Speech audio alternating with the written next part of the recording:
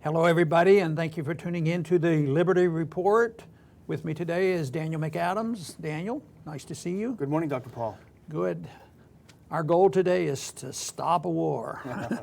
The war that's been ongoing, but about to get some escalation. That, of course, has to do with Syria. Things are really stirring up there. And a friend of the peace movement, Robert Perry, who writes on Consortium News, has a real important article out just in the last day or so. And it's called The State Department's Collective Madness. And he's been writing about the State Department, not for a year or two, 30 years or so. So he's a real expert on the State Department. And his big beef in the article is the fact that 51 so-called diplomats have written a note, a letter, so-called internal, but the message was to the president to start bombing.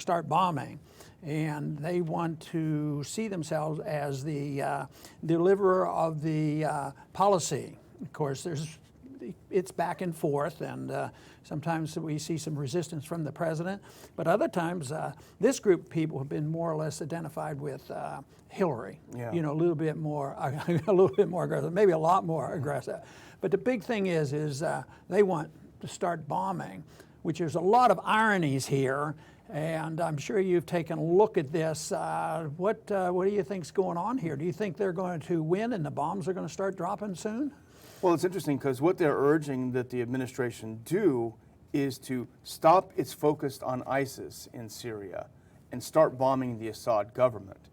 First, you've got to overthrow the Assad government, and that's the best way to defeat ISIS. But to any rational person, that makes no sense because the Assad government has been fighting ISIS for years. In fact, they're poised to take back Raqqa, which is ISIS's headquarters. So the idea that you would bomb the people that are fighting ISIS as a way of defeating ISIS, you don't have to be a great diplomat to see that seems a little bit screwy. But what is interesting is these are 51 people, State Department employees, out of a total workforce, if you combine the Foreign Service officers and so-called Foreign Service specialists, of 13,000. 51 out of 13,000, they had to use a kind of a back channel, a dissent channel they call it. So that tells us that it's not a prevailing view if it has to be a dissenting view, one thing. And two, it's a relatively insignificant number. Normally you would sort of write it off, except for the fact that the New York Times puts it on the front page and makes it huge news. It's the power of the war propagandist. Yeah. But to me, the real irony is that ISIS is on the run. ISIS is our enemy. All you have to do is look at this country. We are terrified of ISIS. Even when ISIS is not involved, they're still involved. It's always ISIS. And the people are literally hysterical over and our government's going nuts. Not that we should ignore the violence and all that. That's beside the point. But here it is that we can stir up this whole nation, undermine our Second Amendment rights, undermine the Fourth Amendment rights, undermine all our freedoms because of ISIS. And I see what we're doing here now as rescuing ISIS. They're in trouble. And sure, it's a mixed bag. The Russians are in there helping one of their allies. They've been invited in. They have a base there. And also there's, imagine, a little bit of help from the Iranians, which is, it's their neighborhood. So now our bitter enemies are on the run. They're being pushed back. So what are we going to do? We have to hurry up and start bombing Assad, which we've been trying to do for 5 years. That we've been messing around over there. But they're bound and determined, and of course there has been resistance. The radical neocons would have done it a long time ago, and Obama, for various reasons, has been a little less aggressive, but still doing enough things that he hasn't really settled this. He hasn't taken charge and say, no, this is not our business and we should just be out of there. So it's on again, but it looks like it might be coming to a head. Yeah, and this memo that the dissenters sent is, I think, purposely and very self-consciously deceptive because it uses as a pretext the idea that Assad is violating the ceasefire in Syria. Well, the fact of the matter is there is no ceasefire. It's called a cessation of hostilities, and there are certain groups that are party to this agreement that have agreed to not shoot at each other. That would be the Assad government and the so-called moderates. But there are other groups that are outside this agreement. ISIS is outside the agreement. al-Nusra Front, which is al-Qaeda in Syria, is outside of this agreement. Therefore, any attack on these two groups is completely legitimate in terms of the actual agreement. But what happens is that the U.S.-backed moderates, the Ahrar al-Shams and the others, they fight alongside al-Qaeda in Syria. So when the Russians or the Syrians bomb them, they're hitting both sides, and then the U.S. points and says, oh, you're hitting our moderates, you're hitting our moderates. Well, why are they fighting alongside al-Qaeda? You know, the rhetoric is growing, the media is pumping it up, and there is an escalation in the rhetoric right now. And just, you know, there's agitation in the Congress right now to give the authority and prod Obama into doing something that he seems to be reluctant to do. And the Senate Foreign Relations Committee had a vote, a small committee, 10-7 to bomb, and it has to go back and forth. But sometimes I think that's important, but sometimes it's irrelevant. You know, if we'd have had a much more aggressive neocon as a president, they'd have started this bombing a long time ago. It wouldn't have mattered.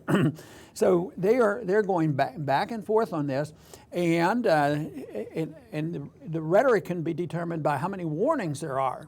And I looked on Google today and looked at Syria warnings and Putin and Assad and Obama, and the whole list of them. Obama warns Putin, Putin warns Obama, on and going back and forth. And yeah, that's a sort of, you know, ratcheting up, but it's also pretty darn serious that they are threatening, and Putin is not going to be pushed around there. I mean, we're looking for a thing, you know, a real fight, and he didn't do too badly with trying to overcome NATO. You know, on Crimea and some other places. So I think they're really playing with fire here. And I think really the hilarious part, because, you know, I don't think Obama comes from a precise, strong belief in what it is. So when he was warning Putin, he says, you better watch out, because just what you ought to do is remember what happened to you when you were in Afghanistan. Oh. And I thought, my Lord, what? And that's the attitude they have. That's our diplomacy. You know, one of the things that I thought about with these 51 is, you know, the writing is on the wall, perhaps to them, that if Hillary is president, the State Department is going to be much more warlike. And I remember in a hearing back in the committee when you were questioning Hillary Clinton, then Secretary of State, and you'd mentioned how we need more diplomacy and less war. And she said, oh, I agree with you, Dr. Paul. That's why we're ramping up more State Department budget and more. But little did we know what they're ramping up are the neocons in the State Department. And Robert Perry, who I think is a terrific writer and I read all the time, he points out how state has shifted, really starting from Reagan. And the neocons have infiltrated. And when Obama came in, his was a reaction to Bush's foreign policy. It was supposed to be a foreign policy of peace. But as Perry writes, he never bothered to clean out the stables. And so you had people sticking around. You had people like Victoria Nuland, for example. She's married to Fred Kagan, a huge neocon, super powerful Washington family. She's going to be tapped to be Secretary of State, most likely, if Hillary wins. So my guess is these 51 are kind of trying to curry favor, and their careers are going to go up if she wins. Yeah, and that's the important thing. Nuland is a close ally with Clinton, and she's more hawkish than Obama. Oh, yeah. Even though they're all interventionists and they don't take a principled position, you know, of trying to avoid these conflicts. So she is lining up, and she was also very much involved in the Ukraine thing and the overthrow of an elected government there, wasn't she? Well, remember her phone call was intercepted where she literally said what you have to do. We want this guy put in as prime minister, not this guy yet. You know, she literally was directing how to overthrow a duly elected government. But, you know, it's still the big bugaboo when you have to, and I guess I don't have to, but on occasion I open my ears to hear what the conventional news people are saying, what New York Times is saying, and they're always, you know, just putting this thing off and not ever, you know, getting to it, and they claim that, you know, these people are, you know, nothing to worry about, and we'll take care of them, and this sort of thing. Well, you know, this letter, in my opinion, is breathtakingly reckless, because it essentially it says, well, you know, it's possibility that Russia might, you know, get upset with us when we start bombing and destroying all the things that Russia's achieved since September, putting back ISIS, knocking back Al-Qaeda. It's possible that they might get upset, but you know, we're not too worried about it. Is this really a risk that's worth taking of stirring up a war with Russia over whether Assad stays in power or doesn't? Doesn't mean a single thing to the United States. You know, Perry summarized his statement by saying, "Foggy bottom gone nuts." You know, that's about it. It just makes no sense whatsoever. At the same time, we continue to hear this obsession and rhetoric that we have to stop ISIS, and think of how many things, if we sat here and started listening, we could find a lot of things where our policies either backfired or deliberately backfired, or we just made stupid choices, or there was an unintended consequence that has been beneficial to ISIS, you know, and well, they're supposed to be our enemy. Then we come up and the Cold War ends, and the Russians, you know, compared to the Soviets are practically angels, and we work with them. We have economic ties with them. It seems like, you know, starting with Ukraine, we've gone out of our way to try to have this going, you know, this fighting. And you know, the statement was, well, Putin is serious. If we go in there and destroy a bunch of weapons for Assad, they will replace them. And that is true. And maybe, who knows, maybe maybe our military-industrial complex some way is part of that too. Because so often what we put in over there ends up in the hands of the enemy. And this is why, to sort it all out, the unintended consequences, the contrivances on how they do this, whose side they're on, it just makes the case for, what are we doing there? Will our freedoms be enhanced? Will we have a healthier economy? Will the world be more peaceful? And it just isn't so.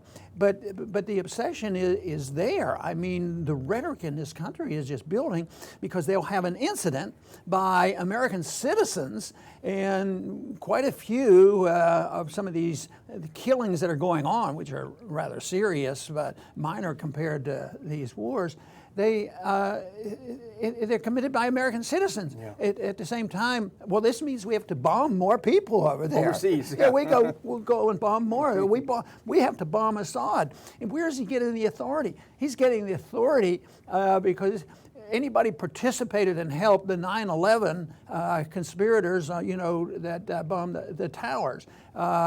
But we had a hot lead, and I remember the hot lead on 9/11 was the week of 9/11, because it was in the papers and it was announced that if your name was Bin Laden and you were Saudi, you got ushered out of the country without even being questioned. And then they wonder, why in the world did we get into this mess? And now we're still trying to work on getting more information out, exactly the participation of the Saudis in this. And but they're best our allies. We go over there to study human rights and civil liberties, and then we come back and we try to do some of the same things to our people.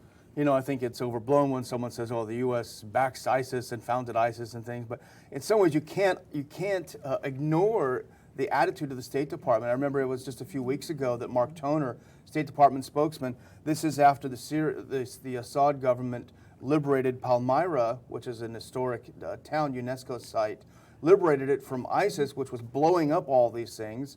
The Syrian army came back in and kicked out ISIS. And at the press conference, they asked Mark Toner, "Well, isn't this better now that at least that Assad has gotten ISIS out?" He said, "Well, it's like going from the frying pan into the fire." Yeah, but you take how Libya works into this. We go in there, and we know in this administration, Hillary had a little bit to do with that chaos and weapons being sent in. Then the weapons end up in the enemies.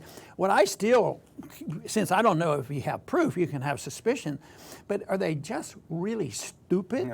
Or do they really think, well, it would be good if we got some of these weapons into the hands of our friendly radicals who are going to overthrow Assad, you know? So it's really hard to be certain about what their intents are, but the results, they shouldn't argue about the results. The results are always horrible. Yeah, I think history will note that the idea of using Islamists to to fight jihadists will be one of the stupidest things ever tried. Yeah. Well, anyway, frustrations are here and the danger is here. We think at least I do, I believe sincerely that it's all preventable. We don't need to be in these conflicts. And this argument that this means that you're going to wimp out and not defend the country, no. If you want a strong national defense, if you want us to be safer and have more liberties, we have to change the foreign policy. You can't just say that, well, if there is an attack or a pretense of an attack or a false accusation that we need to kill more Muslims and more radicals, and we go over and bomb more and kill Assad under the authority that came in on 9/11. That is totally ridiculous. It's time we woke up and decided that non-interventionism, mind our own business, have a strong national defense, have a strong economy, have a strong currency, protect civil liberties here at home. That will do a lot more good to provide peace and prosperity in this country than any of this militaristic talk from our State Department. I want to thank everybody for tuning in today to the Liberty Report. Please come back soon.